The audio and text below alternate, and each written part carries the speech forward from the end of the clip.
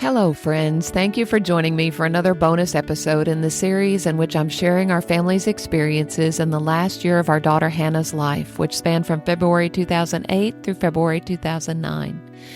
My desire is to process through the events of those 12 months with a perspective that 16 years has brought, and to point people to hope in Jesus along the way. I'm grateful you've joined me. This is bonus episode number 21, A Walmart Epiphany, March 6, 2008.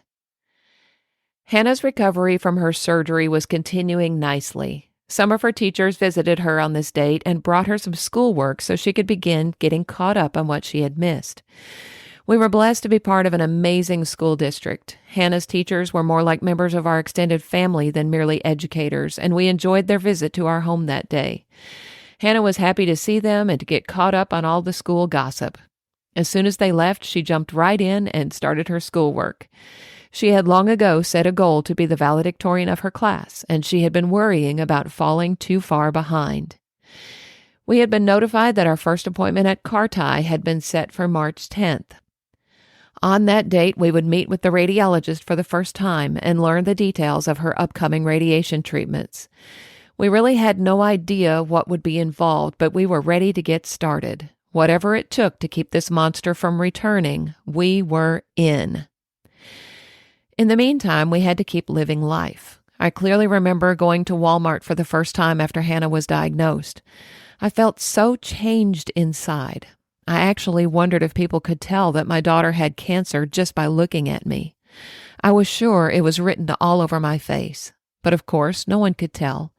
I still smiled and spoke coherently. I still functioned just as I always had, but I was profoundly changed inside.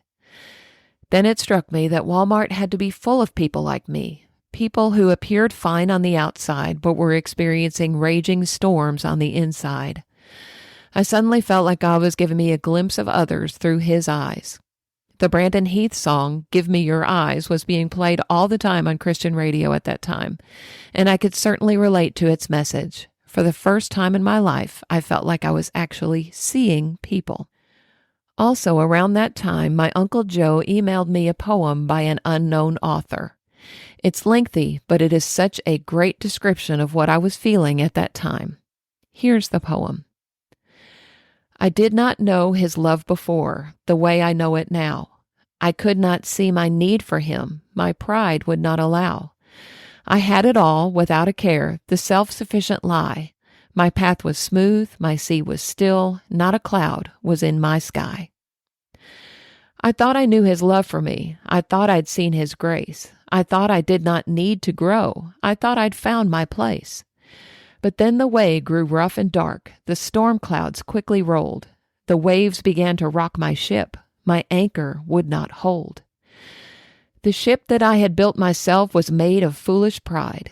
It fell apart and left me bare, with nowhere else to hide. I had no strength or faith to face the trials that lay ahead, and so I simply prayed to Him and bowed my weary head. His loving arms enveloped me, and then He helped me stand. He said, "You still must face this storm, but I will hold your hand." So through the dark and lonely night, He guided me through pain. I could not see the light of day or when the storm might wane.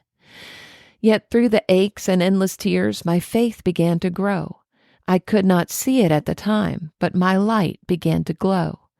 I saw God's love in brand new light, His grace and mercy too. For only when all self was gone could Jesus' love shine through. It was not easy in the storm. I sometimes wondered why. At times I thought, I can't go on. I'd hurt and doubt and cry. But Jesus never left my side. He guided me each day. Through pain and strife, through fire and flood, He helped me all the way. And now I see, as never before, how great His love can be, how in my weakness He is strong, how Jesus cares for me. He worked it all out for my good, although the way was rough. He only sent what I could bear, and then He cried, "Enough." He raised His hand and said, "Be still." He made the storm clouds cease. He opened up the gates of joy and flooded me with peace.